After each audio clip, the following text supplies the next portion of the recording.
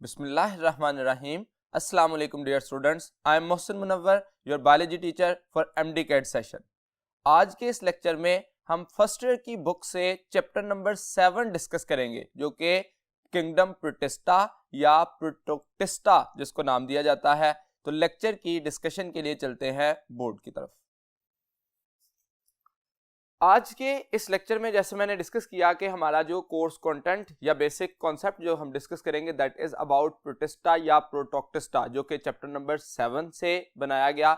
ये जो चैप्टर है इसमें हम एक्चुअली डिस्कस करेंगे कि जो जनरल करैक्टरिस्टिक्स हैं प्रोटिस्टा के या प्रोटोक्टिस्टा के, और दूसरे नंबर पर ये देखेंगे कि ये बाकी किंगडम से किस तरह से डिफर करते हैं या किस तरह से उनके साथ रिजेम्बलेंस रखते हैं। तो इस बुनियाद पर हम ये बात जस्टिफाई करेंगे कि किंगडम प्रोटिस्टा को बाकी किंगडम से आइसोलेट क्यों किया गया या इसको 5 किंगडम सिस्टम में क्या पोजीशन हासिल है। तो लेक्चर में सबसे पहले अगर हम स्टार्ट करें प्रोटिस्टा के जो जनरल करैक्टरिस्टिक्स हैं, तो हम कहते हैं all protist are primarily aquatic. अब ये एक्वेटिक हैं, इसमें एक्वेटिक लाइफ में ये फ्रेश वाटर भी हो सकते हैं और मैरीन भी हो सकते हैं। तो इसका मतलब प्राइमरीली एक्वेटिक होते हैं। इसके अलावा इनका एक और बड़ा feature, these are eukaryotes, eukaryotic होते हैं, और ये इनका यूनिफाइंग फीचर भी है किसके साथ, all other multi cellular organism. जैसा कि हम बात करें एनिमल्स हैं, प्लांट्स हैं और फंजाई हैं, ये तीनों इंडिविजुअल जो हैं इसमें हम कहते हैं कि ये तीनों इंडिविजुअल मल्टी सेलुलर है। तो इसका मतलब जो प्रोटिस्ट है इनका एक unifying feature rest of the kingdoms के साथ जो कंपेरेबल है वो क्या है कि ये सारे यूकैरियोट होते हैं सिवाय एक किंगडम के, दैट इज प्रोकैरियोट। तो इसका मतलब ये हुआ कि हम ये कह सकते हैं कि यूकैरियोटिक इंडिविजुअल जो प्रोटिस्ट हैं, जो कि बाकी तमाम इंडिविजुअल के लिए भी सेम कैरेक्टर है। तीसरे नंबर पे एक और फीचर देखिए, तो these are unicellular, mainly unicellular होते हैं, सम आर कॉलोनियल और सिंपल मल्टीसेलुलर ऑर्गेनिज्म, यानी कि ये तीनों तरह से एग्जिस्ट कर सकते हैं, यूनिसेलुलर भी हो सकते हैं, कॉलोनियल भी और मल्टीसेलुलर भी। यहां पे एक पॉइंट क्लियर कर लें कि कॉलोनियल और मल्टीसेलुलर में सिमिलैरिटी या डिफरेंस क्या है। तो हम कहते हैं कि जब हम कॉलोनियल या मल्टीसेलुलर कहते हैं तो more than 1 cells are considered, लेकिन कॉलोनियल के केस में अगर सिंगल सेल सेपरेट हो तो वो इंडिपेंडेंटली सरवाइव करने की कैपेसिटी रखता है, इसलिए हम उसको कॉलोनी फॉर्मेशन कहते हैं। लेकिन मल्टीसेलुलर ऑर्गेनिज्म में एक सेल या ग्रुप ऑफ सेल को अगर सेपरेट किया जाए तो वो इंडिपेंडेंटली सरवाइव नहीं कर सकते, नेचुरल सर्वाइवल उनका पॉसिबल नहीं है, जिस वजह से हम उनको कहते हैं मल्टीसेलुलर। कॉलोनियल के केस में और मल्टीसेलुलर में दोनों में डिवीजन ऑफ लेबर होती है, लेकिन कॉलोनियल के केस में एक सेल अगर सेपरेट हो जाए तो वो तमाम अपनी एक्टिविटीज परफॉर्म कर सकता है जो कि एसेंशियल फॉर लाइफ है, जबकि मल्टी सेलुलर में से अगर मल्टी सेलुलर इंडिविजुअल में से कोई सेल आप आइसोलेट करें तो वो अपनी इंडिपेंडेंट लाइफ जो है वो प्रोसीड नहीं कर पाता, यानी कि तमाम एक्टिविटीज नहीं कर पाता। तो हम सिंप्लीफाई करने के लिए कह सकते हैं कि कॉलोनियल ऑर्गेनाइजेशन में डिवीजन ऑफ लेबर तो है लेकिन जनरलाइज्ड है, जबकि मल्टी सेलुलर जो इंडिविजुअल बनते हैं उनमें जब डिवीजन ऑफ लेबर बनती है तो हाईली स्पेशलाइज्ड हो जाती है, दूसरा सेल जो है वो पहले वाले का फंक्शन परफॉर्म नहीं कर सकता। तो हम आगे जाके इसको डिटेल में देखेंगे कि कौन कौन से इंडिविजुअल यूनिसेलुलर है, कॉलोनियल है या सिंपल मल्टीसेलुलर है। तीसरे नंबर पे जो फोर्थ कैरेक्टर है हम इसको कहते हैं that is difficult to characterise. ये इंडिविजुअल जो है वो कैरेक्टराइज करने के लिए डिफिकल्ट कंसिडर किए जाते हैं। Why these are difficult to characterise, इसके लिए हम कहते हैं कि किंगडम प्रोटिस्टा में जो इंडिविजुअल मौजूद हैं all are actually drived by the principle of exclusion. ये हम आगे बात करेंगे एक्सक्लूजन प्रिंसिपल के जरिए। मतलब एक्सक्लूजन प्रिंसिपल का मतलब यह है कि इस किंगडम के अंदर मौजूदा तमाम इंडिविजुअल जो हैं वो बाकी किंगडम से एक्सक्लूड किए गए हैं। तो इसमें वैरायटी ऑफ इंडिविजुअल होने के चांसेस मैक्सिमम हो जाते हैं, इसी वजह से इसको हम नाम देते हैं most diverse group, that is most diverse group of individuals. तो इसी वजह से ये डिफिकल्ट टू कैरेक्टराइज भी कंसिडर किया जाएगा। अब अगर प्रोटिस्टा को हम डिफाइन करना चाहें तो हम जो कुछ वर्ड्स कहते हैं, सबसे पहले ये प्राइमरीली एक्वेटिक है, ये यूकैरियोटिक है, और तीसरे नंबर पर ये यूनिसेलुलर हो सकते हैं, कॉलोनियल या सिंपल मल्टीसेलुलर। ये इनकी डेफिनेशन की बात हो सकती है, लेकिन क्योंकि वैरायटी डाइवर्सिटी ज्यादा है तो इस वजह से हम इनको स्पेशली एक ग्रुप को डिफाइन करना, हमारे लिए कैरेक्टराइज करना डिफिकल्ट हो जाता है। अगर प्रोटिस्टा को हम कंपैरिजन में लाएं डिफरेंट जो अदर किंगडम्स हैं, तो उसमें दो मेजर किंगडम जो कि प्लांटी एंड एनिमेलिया है, इनके साथ इनके डिफरेंसेस क्या हैं? तो सबसे पहले प्लांटी को जब हम डिफाइन करते हैं तो हम कहते हैं these are autotroph and non motile, ये इनकी बेसिक कैरेक्टरिस्टिक है। इसी तरह से एनिमेलिया में हम कहते हैं ये हेट्रोट्रॉफ है और मोटाइल है, जबकि प्रोटिस्टा में ऑटोट्रॉफ भी हो सकते हैं, हेट्रोट्रॉफ भी हो सकते हैं, इनमें मोटाइल इंडिविजुअल भी होते हैं, नॉन मोटाइल भी होते हैं। तो इस वजह से इसके ग्रुप को हम नाम देते हैं that is defined by exclusion या एक्सक्लूजन प्रिंसिपल के जरिए इसको बनाया गया। कुछ प्लांट से निकले तो प्रोटिस्ट में उनको इंक्लूड किया गया जब क्लासिफिकेशन की गई। इस तरह से कुछ एनिमल लाइक कैरेक्टर रखते थे जिनको फिर एनिमल से एक्सक्लूड किया गया और प्रोटिस्ट में रखा गया। दूसरा पॉइंट देखिए तो एम्ब्रियो फॉर्मेशन। प्रोटिस्टा के केस में एम्ब्रियो फॉर्मेशन नहीं होती, ना ही ब्लास्टुला फॉर्मेशन होती है, जबकि प्लांट में एम्ब्रियो फॉर्मेशन और एनिमेलिया में ब्लास्टुला फॉर्मेशन यानी कि डेवलपमेंटल स्टेज पर ये स्ट्रक्चर एग्जिस्ट करते हैं। इसके साथ साथ एक और पॉइंट मौजूद है कि प्रोटिस्टा में यूनिसेलुलर सेक्स ऑर्गन्स होते हैं, जबकि प्लांटी और एनिमेलिया में मल्टी सेलुलर सेक्स ऑर्गन जो है वो पढ़े जाते हैं या मौजूद होते हैं। तो इसका मतलब इनके साथ इनका ये कंपैरिजन मौजूद है। एक और पॉइंट देखिए polyphyletic, that is about the protista, यानी कि इनका जो ओरिजिन है कंसीडर किया जाता है that is from more than one common ancestor, जिस वजह से हम इसको कहते हैं कि ये पॉलीफाइलेटिक है, जबकि एनिमेलिया और प्लांटी यूजुअली मोनोफाइलेटिक कंसीडर किए जाते हैं। अब यहां पे हम एक छोटा सा स्केच बना सकते हैं कि एक्चुअली प्रोटिस्टा जो है इनकी एवोल्यूशन कहां से हुई है, इनके एंसेस्टर कौन है, प्रोकैरियोट्स हैं। और जब हम बात करते हैं बाकी इंडिविजुअल की, इनसे कौन बने, यानी कि इनके एंसेस्टर हैं बैक्टीरिया, और इनसे जो बने वो कौन है, दीज आर एक्चुअली प्लांट्स जो कि प्लांटी हैं, प्लांट लाइक प्रोटिस्ट से बने, फंजाई हैं, फंगस लाइक प्रोटिस्ट से बने, और एनिमेलिया है एनिमल लाइक प्रोटिस्ट से बने। आगे हम तीनों कैटेगरी जो है वो डिटेल में डिस्कस करेंगे कि इनसे एवोल्यूशन किस तरह से हुई। इसी तरह से ओरिजिन में देखिए मैंने कहा ये प्रोकैरियोटिक ओरिजिन है, जबकि प्लांटी के केस में प्रोटिस्टा ओरिजिन होता है। और स्पेसिफाई करें कि कौन से प्रोटिस्टा से प्लांट ओरिजिनेट हुए हैं, तो एक्चुअली हम कहते हैं दीज आर ग्रीन एल्गी। तो हमें ये पॉइंट जो है वो एमसीक्यू के रेफरेंस से पूछा जा सकता है कि कौन से प्लांट लाइक प्रोटिस्ट से प्लांट जो है वो स्पेसिफाई हुए या ओरिजिनेट हुए, तो वो ग्रीन एल्गी है। इसी तरह से एनिमेलिया में बात करें तो प्रोटिस्टा इनका ओरिजिन है, लेकिन अगर स्पेसिफाई करें कि कौन से टाइप जो है एनिमल लाइक प्रोटिस्ट से एनिमल बने, तो हम कहते हैं दीज आर एक्चुअली ज़ूओफ्लैजिलेट। अब ज़ूओफ्लैजिलेट में भी डिफरेंट टाइप्स हैं, तो ज़ूओफ्लैजिलेट में से स्पेसिफिक कौन से एनिमल्स, उनके लिए एनिमल लाइक प्रोटिस्ट के लिए कहा जाता है एक्चुअली क्वानोफ्लैजिलेट। क्यों? क्योंकि उनके पास जो कॉलर सेल्स होते हैं they resemble with the collar cells of sponges, तो इसलिए एज्यूम किया जाता है कि इनके जो क्वानोफ्लैजिलेट हैं वो एंसेस्टर हैं इनके स्पॉन्जेस के, और फिर उनसे फर्दर कंप्लेक्स एनिमल जो है उनकी डेवलपमेंट होती रही। तो ये दोनों पॉइंट जो है एमसीक्यू के रेफरेंस से बहुत इंपॉर्टेंट है कि कौन से प्रोटिस्ट से एनिमल इवॉल्व हुए और कौन से प्रोटिस्ट से प्लांट इवॉल्व हुए। अब अगर हम मेजर ग्रुप्स देखें, जैसे मैंने कहा ये पॉलीफाइलेटिक ग्रुप है, तो इसमें मेजर ग्रुप्स हम कहते हैं बेसिकली चार है।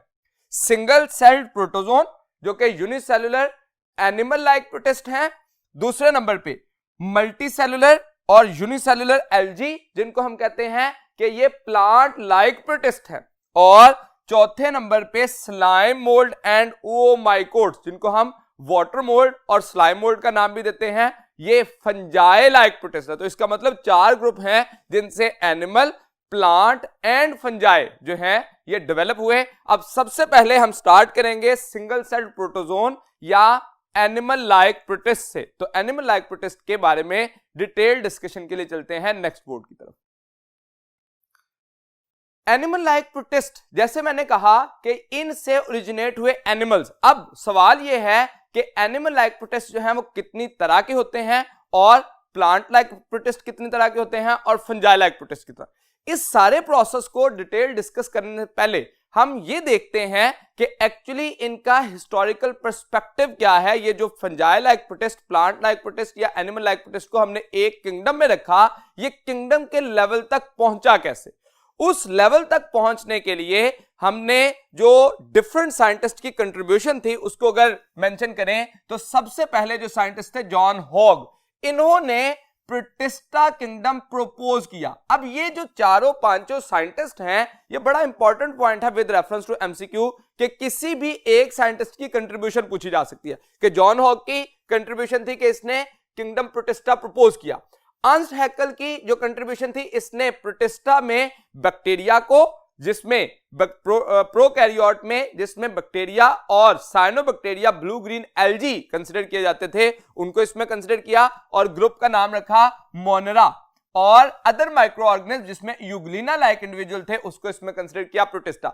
इसकी एक्चुअली गलती ये थी कि इसने प्रोकैरियोट और यूकैरियोट सबको मर्ज करके तो इस ग्रुप में रख दिया था और 3 किंगडम सिस्टम दे दिया था। इसी वजह से इसका 3 किंगडम सिस्टम जो है वो रिजेक्ट हुआ और हर्बर्ट कॉपलैंड ने आके एलिवेट किया प्रोकैरियोट्स को up to the kingdom status. तो प्रोकैरियोट के लिए अलग किंगडम जो है वो किसने, हर्बर्ट कॉपलैंड ने बनाया, जिसको इसने एक ग्रुप के अंदर ही कंसीडर किया था। फिर रॉबर्ट वाइटेकर ने जो है वो 5 किंगडम सिस्टम प्रपोज किया, जिसमें प्रोटिस्टा वर्ड इस्तेमाल किया इस रिस्पेक्टिव किंगडम के लिए, जो कि प्रिंसिपल ऑफ एक्सक्लूजन से बनाया गया था। और जो मार्गलस एंड श्वार्ट्ज थे उन्होंने मॉडिफाई किया on the basis of mode of nutrition, on the basis of cytology, genetics and other different branches. तो उस पे इन्होंने प्रोटिस्टा का नाम प्रोटॉक्टिस्टा रखा। तो इसका मतलब रॉबर्ट वाइटेकर और मार्गलस श्वार्ट्ज में डिफरेंस क्या है, इन्होंने actually on the basis of different advance level modification की थी और नाम भी चेंज कर दिया था। पहले इसको प्रोटिस्टा कहा जाता था और फिर इसका नाम प्रोटॉक्टिस्टा रख दिया गया। तो ये की पॉइंट्स है जो कि आपको एमसीक्यू में पूछे जा सकते हैं। अब अगर प्रोटिस्टा की हम फर्दर ग्रुप्स को डिफाइन करने से पहले ये देखें कि इनकी डाइवर्सिटी क्या है, तो हम कहते हैं ये पॉलीफाइलेटिक ग्रुप है। जैसे मैंने प्रीवियसली इसको जो है वो लेबल किया कि ये पॉलीफाइलेटिक है। तो इसमें मार्गलस एंड श्वार्ट्ज ने कहा कि there are more than 27 phyla जो कि इस ग्रुप में हम स्टडी करते हैं। इसकी डाइवर्सिटी की रीजन क्या है? रीजन कही जाती है कि ये साइज एंड स्ट्रक्चर में माइक्रोस्कोपिक से मैक्रोस्कोपिक इन साइज होते हैं।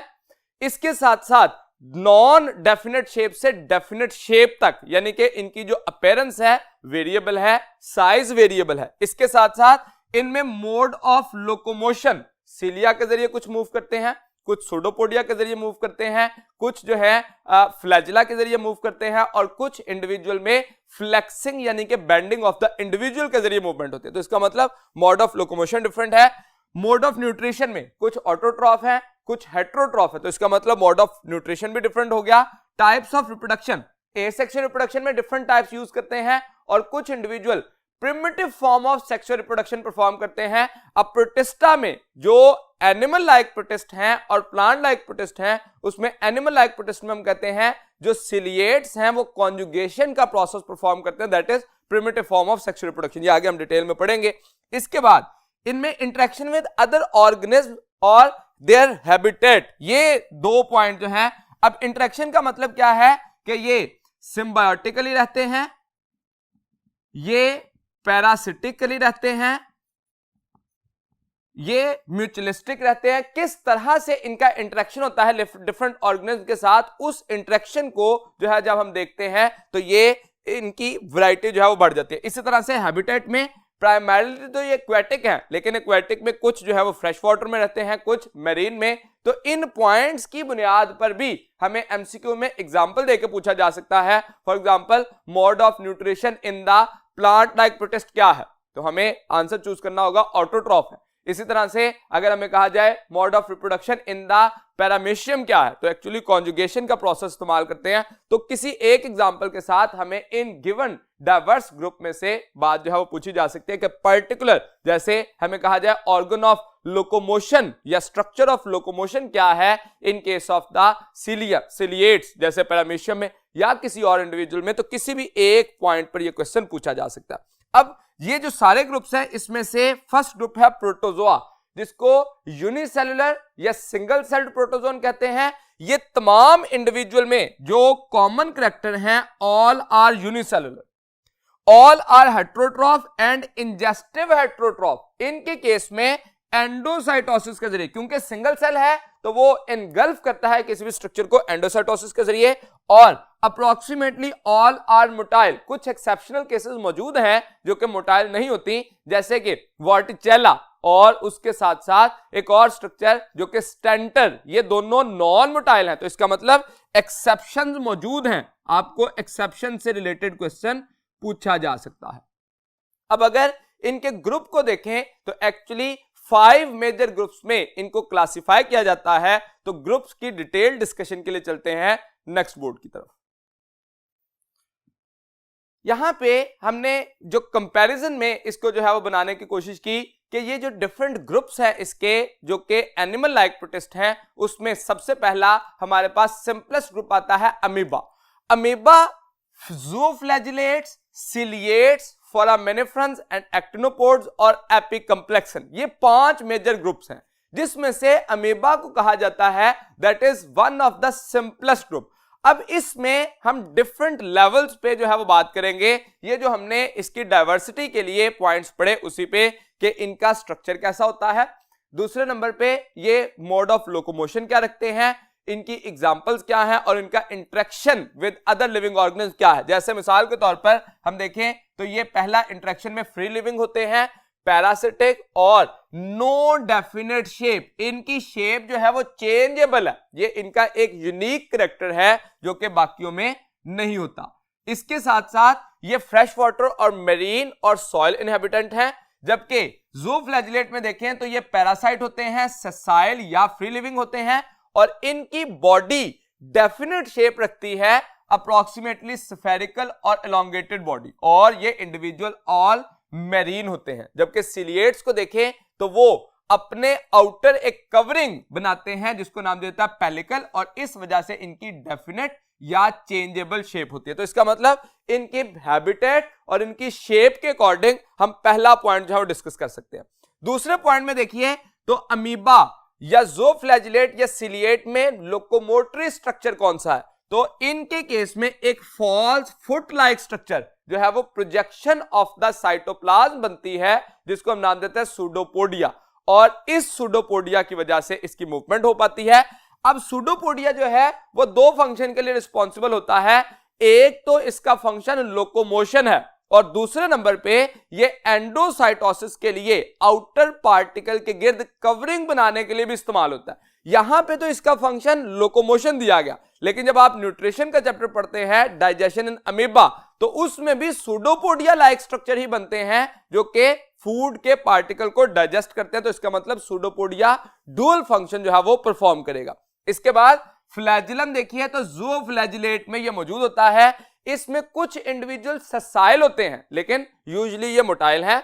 सिलिएट्स के केस में नाम से वाज़िया है सिलिया मौजूद होते हैं, और इसमें भी कुछ इंडिविजुअल ससाइल हैं जैसे कि स्टेंटर एंड वॉर्टिचेला, ये दोनों इंडिविजुअल जो है वो क्या है, ससाइल है, यानी कि नॉन मोटाइल है। तो ये भी पॉइंट एमसीक्यू के रेफरेंस से हमें पूछा जा सकता है। अगर इनकी एग्जांपल्स देखें तो ये जो अमीबा है इसमें एक एग्जांपल हमारे पास है एंट अमीबा हिस्टोलिटिका। ये एक ऐसा इंडिविजुअल है जो कि इंटेस्टिनल पैरासाइट है और इसकी वजह से अमीबिक डाइसेंट्री जो है वो, जो कि हम कहते हैं वाटर बॉर्न डिजीज है, उसके होने के चांसेस है। इसके साथ साथ एक येलो बॉक्स में जायंट अमीबा की बात की गई। इनके केस में जो एग्जांपल है दैट इज पिलोमाइक्सा प्लस्ट्रिस, ये इसका साइंटिफिक नेम है। इसके कुछ की पॉइंट्स हैं। एक सबसे पहले हम कहते हैं ये प्रिमिटिव यूकैरियोट्स है, यानी कि मोस्ट प्रिमिटिव यूकैरियोट्स है। दूसरे नंबर पे इनके न्यूक्लियस के पास मल्टी लेयर्ड मेम्ब्रेन होती है। बाकी तमाम यूकैरियोट के न्यूक्लियस जो है वो डबल मेम्ब्रेनस होते हैं, ये मल्टी मेम्ब्रेनस न्यूक्लियस रखते हैं। तीसरे नंबर पे इनके पास बाकी जो यूकैरियोटिक ऑर्गेनल यानी कि मेम्ब्रेन बाउंडेड ऑर्गेनल होने चाहिए वो इनके पास नहीं होते। और उसके साथ साथ ये एक और इंपॉर्टेंट पॉइंट, ये सिम्बायोटिक बैक्टीरिया को अपनी बॉडी में रिजाइड करते हैं जो कि मिथेनोजेनिक होते हैं और उन्हीं से अपनी फूड जो है वो हासिल करते हैं, obtain energy from methanogenic bacteria. तो इसका मतलब ये सिम्बायोटिक एसोसिएशन बना सकते हैं। ये हैबिटेट देखें तो ये फ्रेश वाटर में मड में मौजूद होते हैं और इनका फंक्शन ऑर्गेनिक मॉलिक्यूल की डिग्रेडेशन है, मतलब डीकंपोजिशन के प्रोसेस में भी ये इन्वॉल्व होते हैं या कंट्रीब्यूट करते हैं। तो हमें इन की पॉइंट के रेफरेंस से क्वेश्चन पूछा जा सकता है कि कौन सा ऐसा यूकैरियोट है जिसके पास मेम्ब्रेन बाउंडेड ऑर्गेनल नहीं होते, दैट इज जायंट अमीबा। कौन सा ऐसा यूकैरियोट है जिसके पास मल्टी मेम्ब्रेनस न्यूक्लियस जो है वो होता है, तो दैट इज जायंट अमीबा। तो इसका मतलब दोनों तीनों पॉइंट के रेफरेंस से हमें क्वेश्चन पूछा जा सकता है। जबकि ज़ूफ्लैजिलेट में आइए तो ज़ूफ्लैजिलेट में हमने कहा तीन तरह से ये हो सकते हैं, या तो ये पैरासिटिक हो सकते हैं, या ये फ्री लिविंग हो सकते हैं, और या ये सेसाइल हो सकते हैं। सबसे पहले हम फ्री लिविंग का अगर डिस्कस करें कि फ्री लिविंग इंडिविजुअल इसमें कौन से हैं, तो these are considered as the trichonympha. ये complex specialised symbiont of termite gut. अब ये सिम्बायोसिस शो करते हैं। सिम्बायोसिस में जो टर्माइट गट में ये रिजाइड करते हैं और ड्राई वुड की डाइजेशन करते हैं। हम जानते हैं सिम्बायोसिस में दो इंडिविजुअल एक दूसरे को बेनिफिट्स प्रोवाइड करते हैं जो कि म्यूचुअलिस्टिक एसोसिएशन होती है। इन दोनों के बेनिफिट्स देखिए, अगर कॉमनली हम देखें तो जो ट्राइकोनिम्फा है वो इसकी गट में रिजाइड कर रहा है, यानी कि स्पेस हासिल करता है, और बदले में ये इसको फूड की डाइजेशन में हेल्प करता है। लेकिन स्पेशलाइज करे अगर टर्माइट गट इसको प्रोवाइड करेगी क्या, ग्लूकोज। तो ये जो टर्माइट गट में जब ये मौजूद होगा ट्राइकोनिम्फा, तो इस टर्माइट का काम है कि इसको ग्लूकोज प्रोवाइड करे, और ट्राइकोनिम्फा बदले में टर्माइट को क्या देगा, that will provide the enzymes, जिनको हम प्रोटीन कह सकते हैं। वो एंजाइम क्या करेंगे, डाइजेस्ट करेंगे सेलुलेज एंजाइम, जो कि कोई भी किंगडम एनिमेलिया में कोई इंडिविजुअल ऐसा नहीं है जो कि सेलुलेज प्रोड्यूस कर सके। तो इस सेलुलोज की प्रोडक्शन किसके पास होती है, प्रोटोजोन के पास, जो कि टर्माइट को प्रोवाइड करेगा, और टर्माइट बदले में उसे क्या देगा, food in the form of glucose. तो इस एसोसिएशन के जरिए हम देखते हैं कि दोनों इंडिविजुअल एक दूसरे को बेनिफिट प्रोवाइड कर रहे हैं।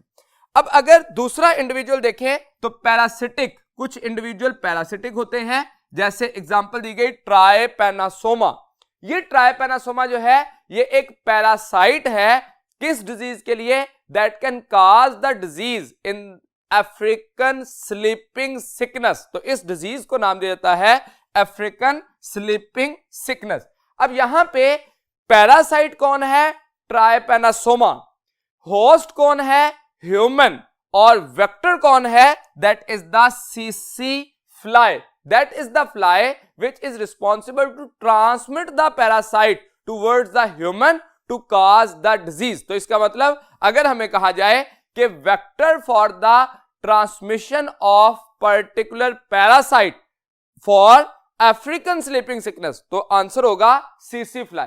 अगर कहा जाए causative agent of the particular disease called as African sleeping sickness, तो that is trypanosoma। तो causative agent, वेक्टर और होस्ट तीनों इंडिविजुअल जो हैं वो हमें पता होने चाहिए इस पर्टिकुलर डिजीज के लिए। तीसरे नंबर पे देखिए तो कुछ इंडिविजुअल सेसाइल होते हैं जो कि नॉन मोटाइल हैं, जिसमें एग्जांपल हमारे पास आती है क्वानोफ्लैजिलेट्स। ये एक पर्टिकुलर ऐसे इंडिविजुअल हैं जिनमें सिंगल फ्लैजिला तो मौजूद होता है, but they are attached with a particular stalk, एक डंडी के साथ अटैच होते हैं, जिस वजह से ये मोटाइल नहीं होते। और इनकी एक पर्टिकुलर जो प्रॉपर्टी है, इनके पास रिजेंबलेंस होती है with sponge. Why, due to presence of collar cells, और इसी वजह से कॉलर सेल्स के होने की वजह से ही हम कंसीडर करते हैं कि these are the ancestors of animals. तीसरे नंबर पे देखिए सिलिएट्स में एक बड़ा इंपॉर्टेंट फिनोमिना होता है, एक तो कॉन्ट्रैक्टाइल वैक्यूल की वजह से वाटर रेगुलेशन होना, और दूसरे नंबर पर इनके केस में जो दो किस्म के न्यूक्लियाई होते हैं ये बायन्यूक्लिएटेड होते हैं, बाकी तमाम यूनिन्यूक्लिएटेड थे। ये ऐसे यूकैरियोट में से, प्रोटिस्ट में से वाहिद इंडिविजुअल हैं जो कि बायन्यूक्लिएटेड है, सच एज पैरामीशियम। इनके केस में दो तरह के न्यूक्लियस होते हैं, एक होता है माइक्रोन्यूक्लियाई जो कि डिप्लॉयड होता है और सेक्सुअल रिप्रोडक्शन के प्रोसेस में इन्वॉल्व होता है, जो कि कौन सी टाइप है, रिप्रोडक्शन होती है इन टर्म ऑफ कॉन्जुगेशन। जबकि मैक्रोन्यूक्लियोइड जो है वो पॉलीप्लॉइड होते हैं, मैक्रोन्यूक्लियाई। इन पॉलीप्लॉइड के होने की वजह से ग्रोथ एंड मेटाबॉलिज्म को मेंटेन किया जाता है in case of the particular individual ciliates, और इसमें जो एक primitive kind of sexual reproduction होती है that is called as conjugation. तो ये तीनों जो ग्रुप्स हैं उसमें हमने कंपैरिजन देखा कि पर्टिकुलरली जो हमारे पास अमीबा हैं उनकी प्रॉपर्टीज क्या हैं, इस तरह से ज़ूफ्लैजिलेट्स की और सिलिएट्स की। जब तीनों को कंपैरिजन किया तो फोर्थ ग्रुप जो है दैट इज एक्चुअली फोरामिनिफरंस और एक्टिनोकम्प्लेक्सन्स, और दूसरे नंबर पे एपीकम्प्लेक्सन्स। ये जो डिफरेंट इंडिविजुअल हैं इनकी डिस्कशन के लिए चलते हैं नेक्स्ट बोर्ड की तरफ। नेक्स्ट जो फोर्थ ग्रुप है दैट इज अबाउट एपीकम्प्लेक्सन्स, और जो फिफ्थ ग्रुप एपीकम्प्लेक्सन है और फोर्थ ग्रुप जो है वो फोरामिनिफरंस एंड एक्टिनोपोड्स। अब फोरामिनिफरंस और एक्टिनोपोड्स में अगर देखें तो एक आउटर कवरिंग बनती है that is called as test. अब अगर यहां पे भी एक कंपैरिजन है जो कि बड़ा इंपॉर्टेंट पॉइंट है, जो सिलिएट्स की आउटर कवरिंग है वो पेलिकल है जो कि फ्लेक्सिबल है, जबकि हम जब बात करते हैं इन केस ऑफ टेस्ट तो that is hard outer covering. तो दोनों की सिमिलैरिटी क्या है, आउटर कवरिंग है, लेकिन पेलिकल फ्लेक्सिबल है और टेस्ट हार्ड है, जो कि किसकी बनी हो सकती है, that is may be formed by the calcium in case of foraminiferans और silica in case of actinopod. ये भी एमसीक्यू के लिहाज से इंपॉर्टेंट है कि कंपोजिशन ऑफ टेस्ट और shell in case of foraminifera calcium है और कंपोजिशन ऑफ टेस्ट और shell in case of actinopod silica है।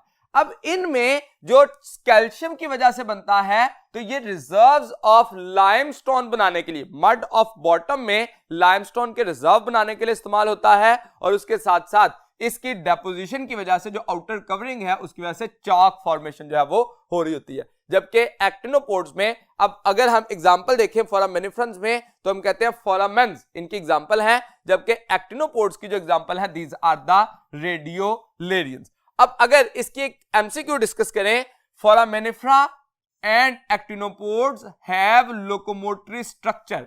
कौन सा लोकोमोटरी स्ट्रक्चर जो है इनके पास मौजूद होता है, अल्फा ऑप्शन में है pseudopodia, beta cilia, Charlie flagella and delta flexible bending. तो हम जानते हैं कि अमीबा के केस में सुडोपोडिया की फॉर्मेशन होती है, सिलिया के केस में जो सिलिएट्स में सिलिया बनता है, फ्लैजिला हमने पढ़ा कि अभी ज़ूफ्लैजिलेट्स में मौजूद होते हैं, और फ्लेक्सिबल बेंडिंग हम अगले टॉपिक में पढ़ेंगे कि ये किस में बन रही होती है, that is in case of apicomplexan. अब यहां पे चारों हमने पॉइंट पढ़ लिए, लेकिन लोकोमोटरी स्ट्रक्चर इनमें कैसे बनता है, इसका अगर मैकेनिज्म देखें कि ये बन कैसे रहा है। एक्चुअली एक इंडिविजुअल मौजूद है इस सूरत में, उसके आउटर साइड पर टेस्ट की या शेल की कवरिंग है। फॉर एग्जाम्पल ये एक शेल है या टेस्ट आउटर मौजूद है उसके। अब जिस वक्त इस इंडिविजुअल में टेस्ट के अंदर हम कहते हैं माइन्यूट पोर्स मौजूद होते हैं, अब वो जो पोर्स हैं उनमें से साइटोप्लाज्मिक प्रोजेक्शंस आउटवर्ड बन जाती हैं। ये साइटोप्लाज्मिक प्रोजेक्शन जो हैं ये एक्चुअली लोकोमोटरी स्ट्रक्चर के तौर पर इसमें बिहेव करती है। जहां पे पोर्स बने वहां से साइटोप्लाज्मिक प्रोजेक्शंस बन गए, तो साइटोप्लाज्मिक प्रोजेक्शंस ही एक्चुअली सूडोपोडिया कंसिडर की जाती हैं। तो इस स्ट्रक्चर को ही हम कंसिडर करेंगे कि ये इसका लोकोमोटरी स्ट्रक्चर है, तो हम इसको पर्टिकुलरली कहते हैं साइटोप्लाज्मिक प्रोजेक्शंस। लेकिन क्योंकि साइटोप्लाज्मिक प्रोजेक्शन फॉल्स फुट की तरह होती है जो कि पर्टिकुलर स्ट्रक्चर नहीं है बल्कि सिर्फ साइटोप्लाज्म की एक्सटेंशन, सेल मेम्ब्रेन की एक्सटेंशन की वजह से बना, तो इसलिए इसमें राइट ऑप्शन क्या होगा, सूडोपोडिया, जो कि अमीबा के केस में भी बनता है और इनके केस में भी, तो right option will be pseudopodia. Next part की तरफ आइए, तो that is about apicomplexan, last group of the animal like protist. Apicomplexan में हम कहते हैं that is large group of parasitic protozoa, यानी कि इनका की पॉइंट क्या है कि ये पैरासिटिक होते हैं, यूजुअली पैरासिटिक होते हैं। इनमें स्पेसिफिक लोकोमोटरी स्ट्रक्चर नहीं होता दैट विल बेंड और मूव बाय फ्लेक्सिंग, यानी कि कंप्लीट इंडिविजुअल जो है वो लोकोमोशन में इन्वॉल्व होता है, उसकी बेंडिंग और फ्लेक्सिंग होती है, एज सच लोकोमोटरी स्ट्रक्चर नहीं है। इसका मतलब ये हुआ कि ये वाहिद वो इंडिविजुअल हैं which are motile due to the presence of, इनके पास मोटाइल है लेकिन लोकोमोटरी स्ट्रक्चर एब्सेंट है। जबकि इधर देखिए आप, यहां पे हमने पढ़ा कि इन केस ऑफ ज़ूफ्लैजिलेट फ्लैजिला मौजूद है लेकिन कुछ इंडिविजुअल सेसाइल हैं। तो इसका मतलब क्या हुआ कि लोकोमोटरी स्ट्रक्चर होने के बावजूद सेसाइल हैं और इधर लोकोमोटरी स्ट्रक्चर एब्सेंट होने के बावजूद ये मोटाइल है। तो हमें इस पॉइंट से भी याद रखना है।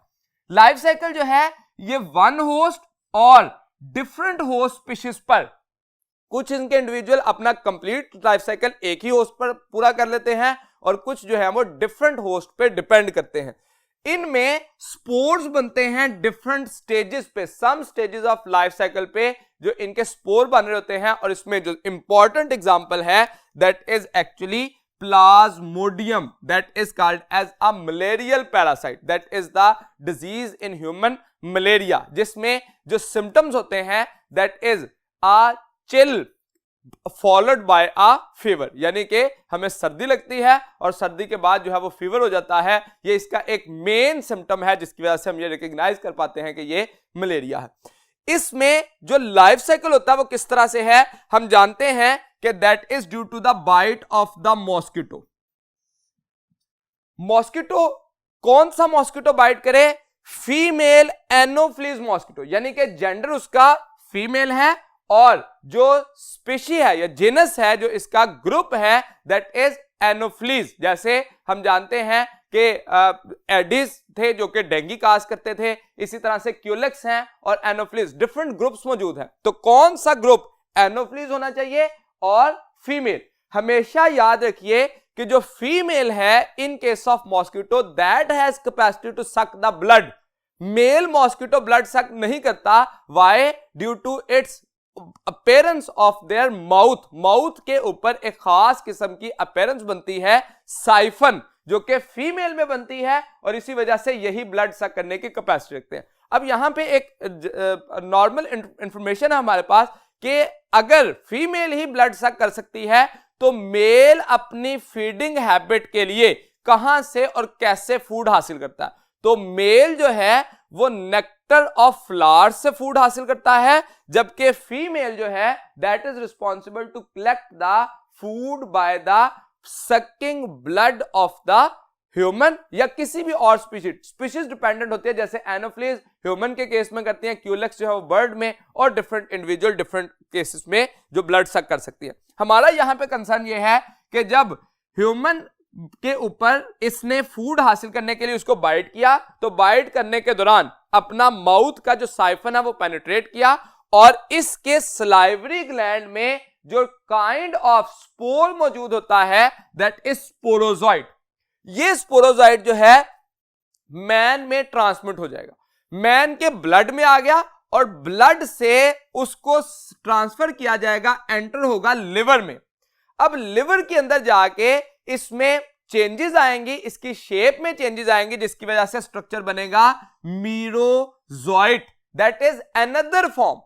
अब मीरोजॉइट जो है इसको जो लिवर से निकलेगा तो ये रेड ब्लड सेल्स को इन्फेक्ट करेगा, यानी कि यहां पे शुरू में देखिए स्पोरोजॉइट कहां पे आया? ब्लड में, ब्लड से एंटर हुआ लिवर में, लिवर में जाके उसने अपनी शेप चेंज की मीरोजॉइट्स, और फिर मीरोजॉइट जो है जब वहां से लिवर सेल से निकले तो रेड ब्लड सेल्स को इन्फेक्ट किया। अब रेड ब्लड सेल के अंदर वो मल्टीप्लाई करेगा और मल्टीप्लाई करने के बाद रेड ब्लड सेल बस्ट करेगा, and right after the burst of red blood cell specific toxic substances will be released which are responsible for chill followed by high fever. यानी कि सिम्टम्स किस वक्त अपीयर होंगे?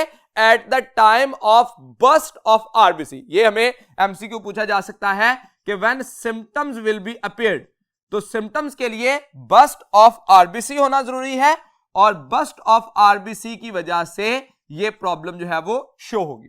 अब कुछ मीरोजोइट तो red blood cell में आ गए, लेकिन सर्टेन मीरोजोइट जो है they have capacity to convert into gametocyte, यानी कि मीरोजोइट के पास दो ऑप्शन मौजूद हैं, या तो वो गैमेटोसाइट में कन्वर्ट हो जाए या रेड ब्लड सेल को इन्फेक्ट कर दे।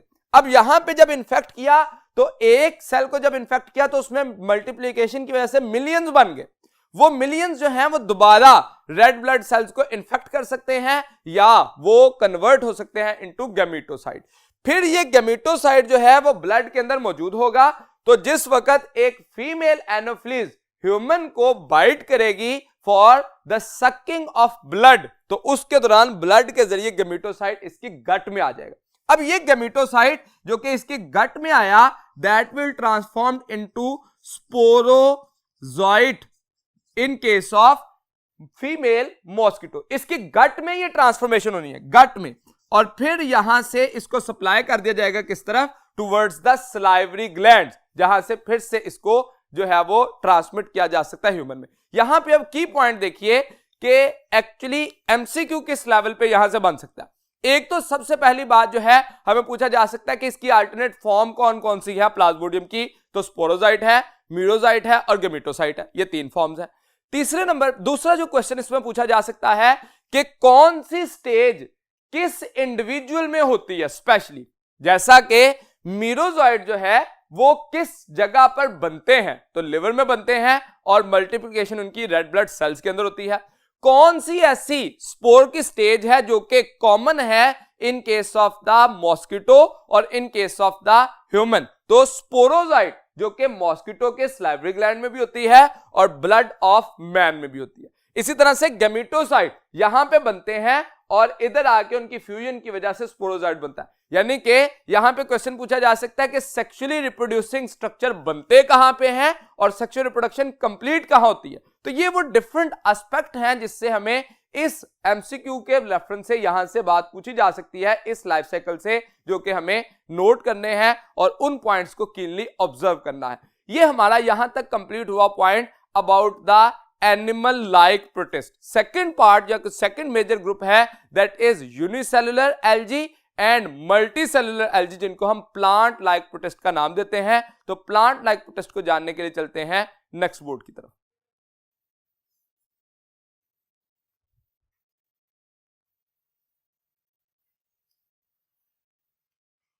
अपने इस चैप्टर के सेकंड पार्ट की तरफ बढ़ते हैं जिसमें हम प्लांट लाइक प्रोटिस्ट को डिस्कस करेंगे।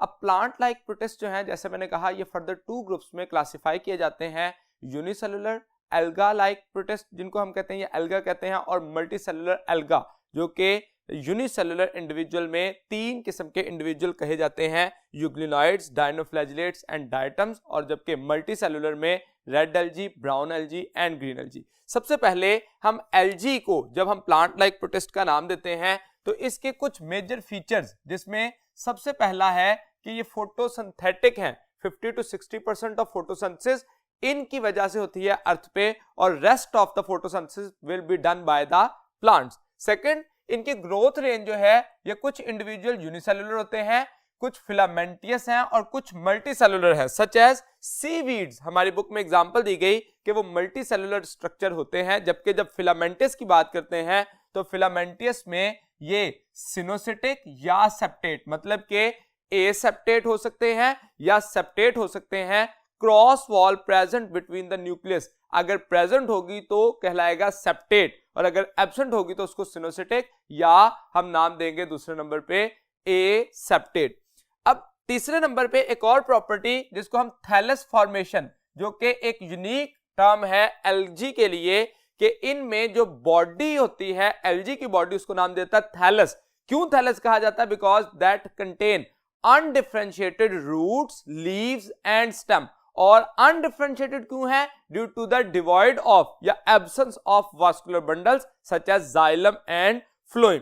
इसमें एक और पॉइंट जो कि हमने लेक्चर के स्टार्ट में जब डिस्कस किया, मैं यहां पे उसकी रेपिटेशन करता हूं, कि हमने कहा कि प्लांट और प्लांट लाइक जो प्रोटिस्ट हैं जैसे कि एल्गी हैं, इनमें कुछ डिफरेंसेस मौजूद हैं। क्या डिफरेंस है? सबसे पहले हमने कहा कि प्लांट लाइक प्रोटिस्ट जो हैं इनमें यूनिसेलुलर सेक्स ऑर्गन होता है, लेकिन प्लांट में मल्टीसेलुलर होता है।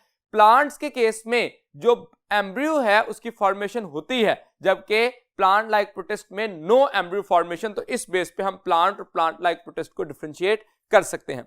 अगर इसके मेजर फाइलम्स की बात करें जो कि प्लांट लाइक प्रोटिस्ट हैं, तो उसको हम दो कैटेगरीज में पहले डिवाइड करते हैं। First one is unicellular protist and second is multicellular protist. Unicellular protist में जो तीन फर्दर ग्रुप्स हैं, जिसमें फाइलम यूग्लिनोफाइटा, फाइलम पायरोफाइटा एंड क्राइसोफाइटा, इन तीनों के कॉमन नेम्स देखिए तो यूग्लिनोफाइटा को कॉमनली कहा जाता है यूग्लिना।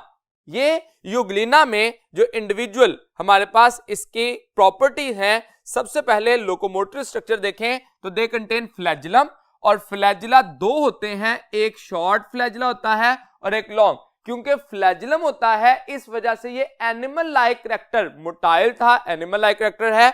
और दूसरे नंबर पे इसके पास फोटोसिंथेटिक जो पिगमेंट्स हैं मौजूद होते हैं, जिस वजह से ये प्लांट लाइक कैरेक्टर। तो इसका मतलब ऐसा इंडिविजुअल जिसके पास कुछ कैरेक्टर एनिमल लाइक हो और कुछ प्लांट लाइक हो। इसी वजह से बुनियादी तौर पर यह प्रॉब्लम आई थी कि हम प्लांट लाइक कैरेक्टर रखने वाले इंडिविजुअल या एनिमल लाइक जो दोनों कैरेक्टर रखते हैं उनको एक्सक्लूड किया गया और एक नया किंगडम प्रोटिस्टा बनाया गया। इनके केस में अगर मोलेकुलर डाटा के अकॉर्डिंग देखें कि ये किससे ज्यादा रिजेंबल करते हैं, प्लांट से या एनिमल से, तो मोलेकुलर डाटा में कहा जाता है they are closely related to the zooflagellates, यानी कि ये एनिमल से ज्यादा रिजेंबल करते हैं अकॉर्डिंग टू मोलेकुलर एनालिसिस। लेकिन अगर हम ये देखें इनका जो प्लांट लाइक पिगमेंट्स होते हैं ये लाइट में ग्रो कर रहे हो तो वो मौजूद रहते हैं और फोटोसिंथेसिस होती रहती है। जैसे ही इनको डार्कनेस में ले जाया जाए तो they will loss their photosynthetic pigment. अगर फोटोसिंथेटिक पिगमेंट लॉस हो गया तो उसके बाद वो स्ट्रक्चर जो है रीगेन नहीं किया जा सकता कि अगर उसे लाइट में दोबारा से ग्रो कराया जाए। मतलब फोटोसिंथेटिक पिगमेंट मौजूद है, लाइट मिलेगी, फोटोसिंथेसिस करेंगे। अगर डार्कनेस में ग्रो करना शुरू कर दिया तो फोटोसिंथेटिक पिगमेंट लॉस कर देंगे और हेटेरोट्रॉफिक हो जाएंगे, and now they will remains heterotroph throughout their rest of the life, जिस वजह से हम इनको प्लांट लाइक और एनिमल लाइक कंसिडर करते हैं। इनमें जो एग्जांपल है हमारे पास यूग्लिना, यूनिसेलुलर इंडिविजुअल है। दूसरा ग्रुप देखिए पायरोफाइटा, इसमें डायनोफ्लैजिलेट्स कॉमन नेम इनको दिया जाता है और इसके लिए कहा जाता है these are most unusual group of protist. ये अनयूजुअल प्रोटिस्ट होते हैं और इनके केस में अगर कंपैरिजन देखें तो यहां पे भी दो फ्लैजिला होते हैं और फोटोसिंथेटिक पिगमेंट में एक मेन पिगमेंट जो कि फ्यूकोजेंथीन है मौजूद होता है। अब ये जो क्लासिफिकेशन की जाती है, हमें एक एमसीक्यू पूछा जाता है कि ये क्लासिफिकेशन जो फाइलम की है ये किस बेस पे है, on the basis of locomotory structure, on the basis of their nutrition, on the basis of their habitat, or on the basis of their locomotory structure as well as their photosynthetic pigment। तो right option क्या होगा? That classification is based on their photosynthetic pigments।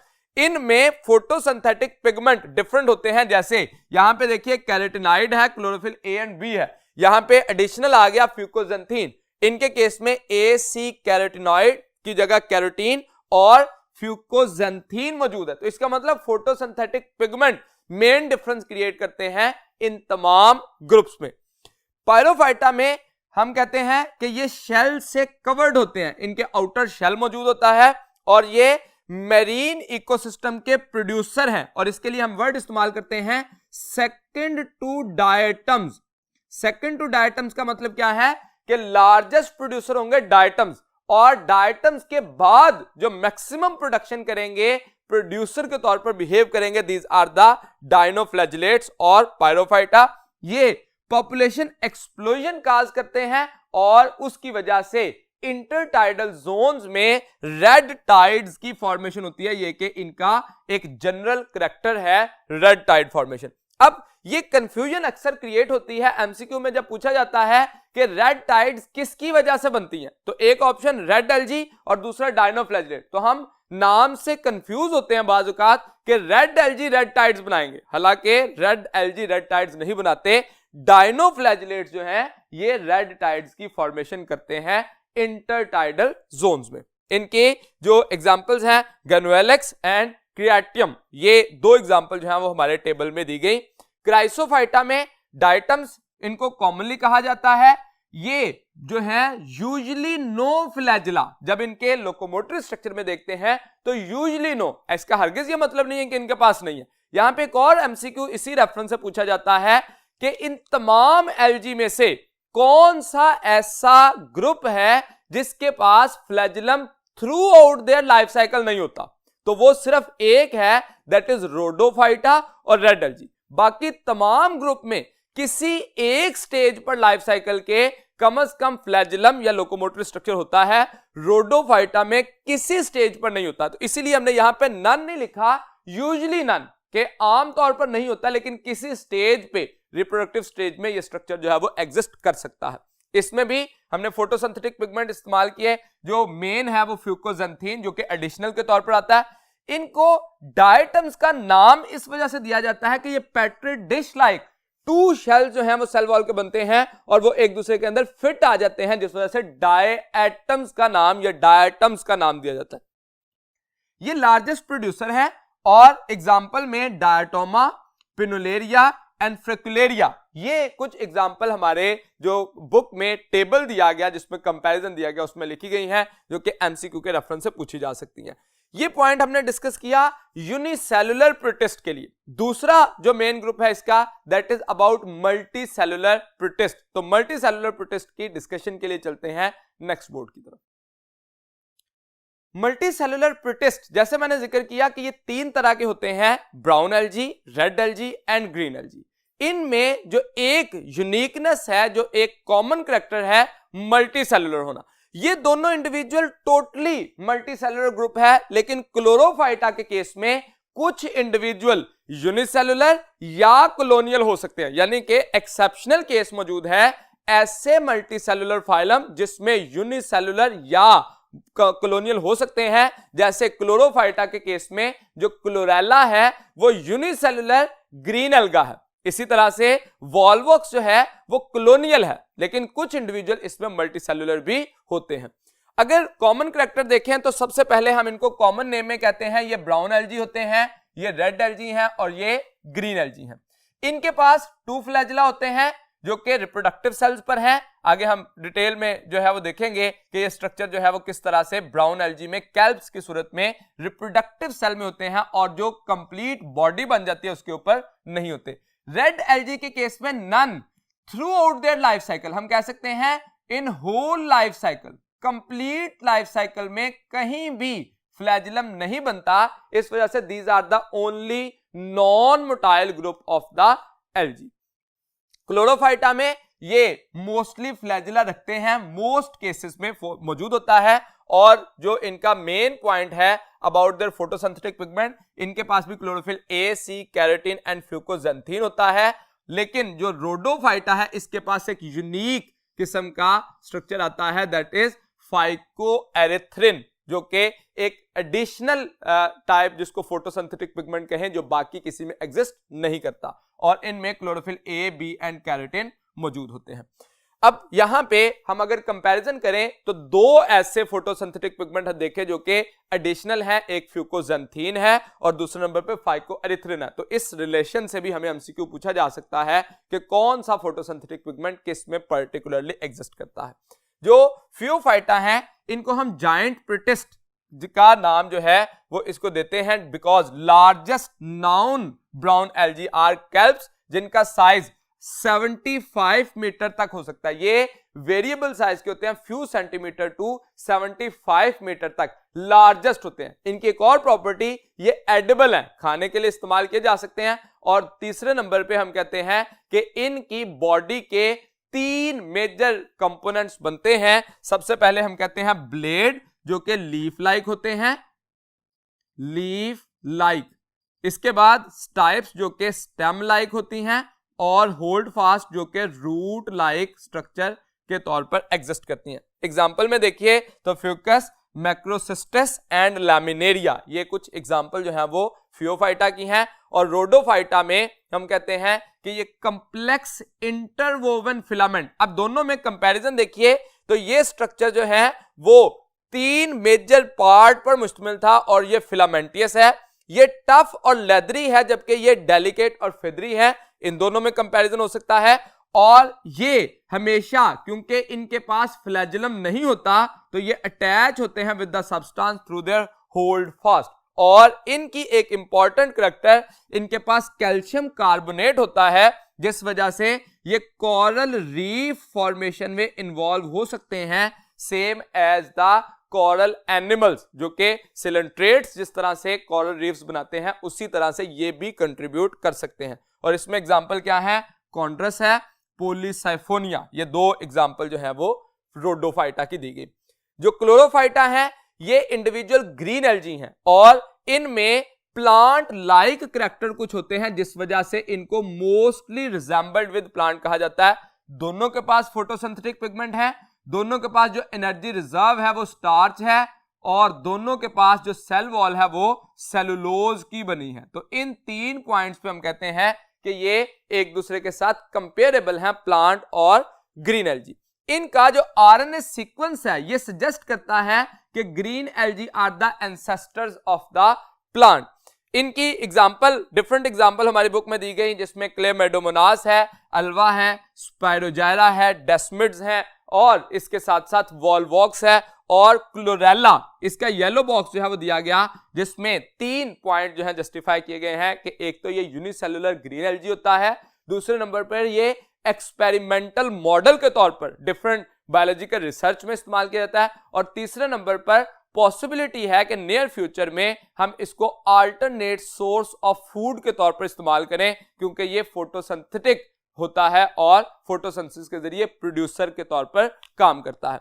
अब ये हमने एक comparison जो है वो ड्रॉ किया, जिसको आप अपने पास जो है वो एक टेबल की सूरत में कंपेयर कर सकते हैं कि इनमें लोकोमोशन कैसे होती है, फोटोसिंथेटिक पिगमेंट क्या है, इसके साथ साथ इनका जो स्ट्रक्चर है वो कैसा है, और इनकी इंपॉर्टेंस, या जो सबसे इंपॉर्टेंट चीज है कि इनके पास फोटोसिंथेटिक पिगमेंट कौन से यूनिक हैं, and last one is their examples, जो कि टेबल में भी दी गई और उसके साथ साथ डिफरेंट डायग्राम्स के साथ जो है वो एग्जांपल दी गई हैं। जैसे रेड एल्गी के साथ जो है वो एग्जांपल दी गई है, जो कि कैप्शन में नहीं, वो डायग्राम की कैप्शन में दी गई है, जो अक्सर एमसीक्यू में पूछी जा सकती है।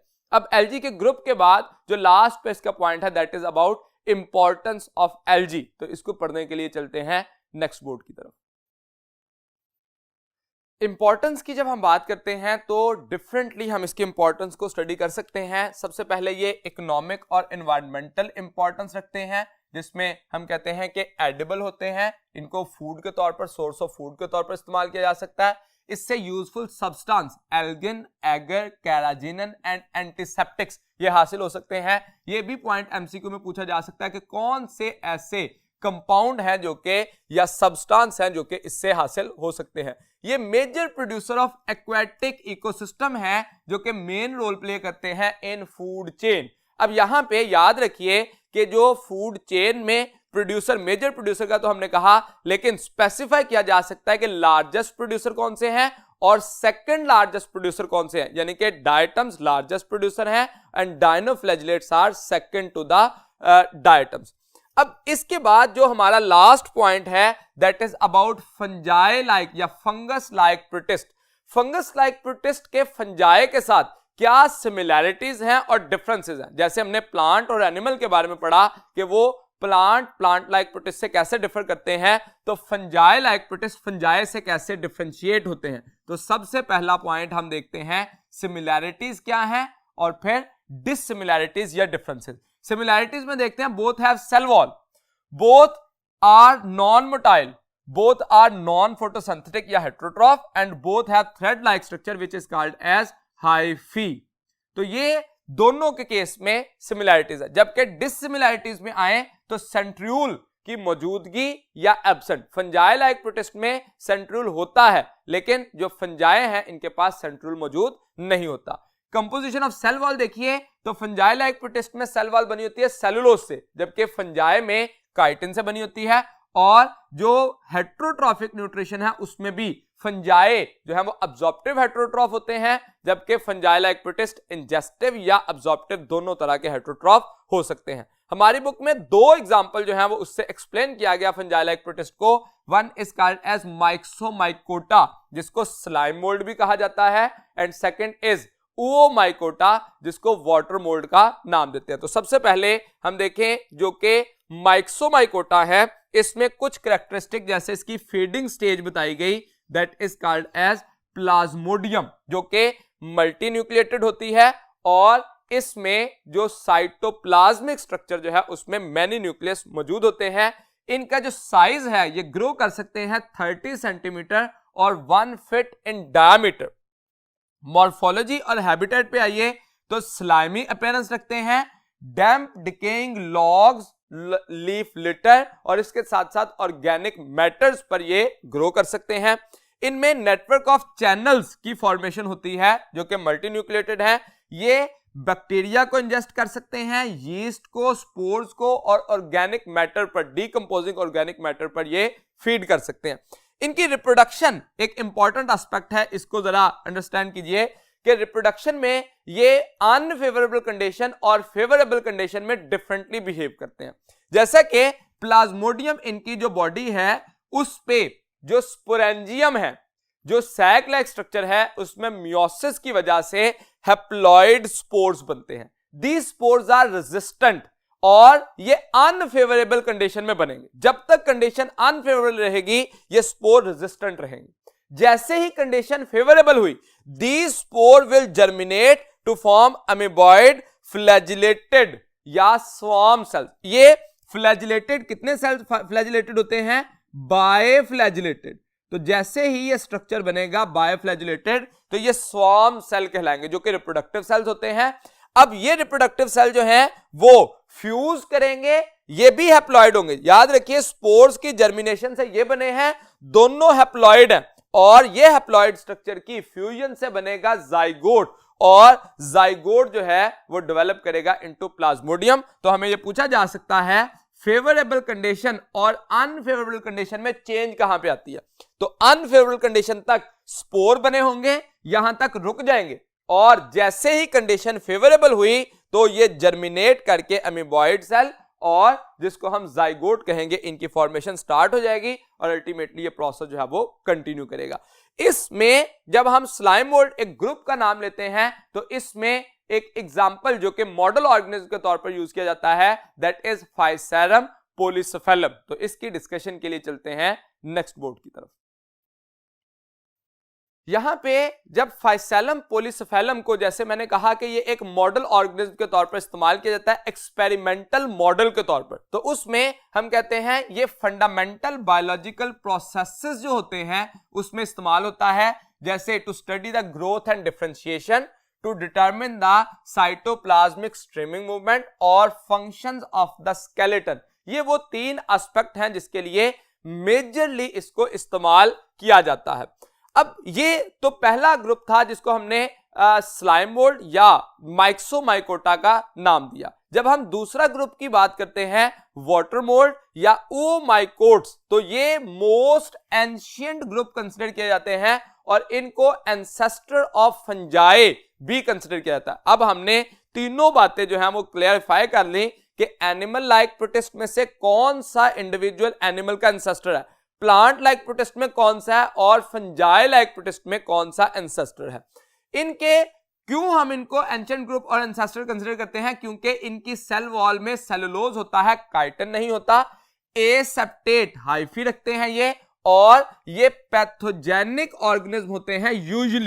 यूजुअली पैथोजेनिक ऑर्गेनिज्म है जिसमें एक पैथोजेनिक ऑर्गेनिज्म का नाम दिया गया फाइटोप्थेरा इन्फेस्टेंस। ये इनफेमस इन ह्यूमन हिस्ट्री है, इनफेमस इन ह्यूमन हिस्ट्री। क्यों इसको इनफेमस कंसिडर किया जाता है? Because of the disease which is caused by this organism that is called as late blight potato और आयरिश पोटैटो फैमिन, जो कि 19th सेंचुरी में यानी कि 1840s में अगर परफेक्टली हम कहें तो वहां पे आयरलैंड में ये प्रॉब्लम आई और क्योंकि बहुत ज्यादा हैवी रेनी सीजन गुजरा तो मॉइस्ट कंडीशन की वजह से इसकी ग्रोथ होना शुरू हो गई, जिसकी वजह से पोटैटो की जो फसलें हैं वो खराब हुई। अब क्योंकि स्टेपल फूड कंसिडर किया जाता था फिजन डाइट ऑफ आयरलैंड, जिस वजह से वहां पे इस फूड की कमी हुई और तकरीबन 2.5 लाख से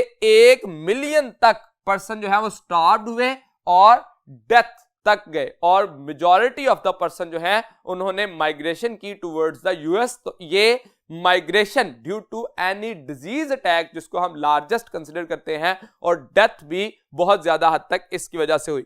इसका जो मैकेनिज्म है, ये प्रॉब्लम कैसे क्रिएट करता है, एक्चुअली जो एक पर्टिकुलर स्ट्रक्चर है प्लांट के लीफ का, फॉर एग्जांपल उसमें मेसोफिल सेल्स मौजूद होते हैं, एपिडर्मिस है और स्ट्रोमा है, ये ग्रो करना शुरू करता है अपने हाइफी को, और हाइफी जो है उसको पेनिट्रेट कर देता है इन द सेल्स, और इस पेनिट्रेशन की वजह से वहां से फूड जो है वो हासिल करना शुरू कर देता है, और अपर साइड से प्लांट जो है वो बिल्कुल साफ या सही नजर आ रहा होता है, हेल्दी नजर आ रहा होता है, लेकिन उसकी फूड जो है वो अब्सॉर्ब करता रहता है, जो कि स्टोरेज नहीं हो पाती इन द सिंक, जिस वजह से अल्टीमेटली हमें जो प्रोडक्ट हासिल होना होती है क्रॉप से वो हासिल नहीं होती, जो कि एक स्वेयर किस्म का डैमेज मिलता है at the last of the season of the plant growth, जिस वजह से ये बहुत ज्यादा हद तक नुकसान का सबब बना।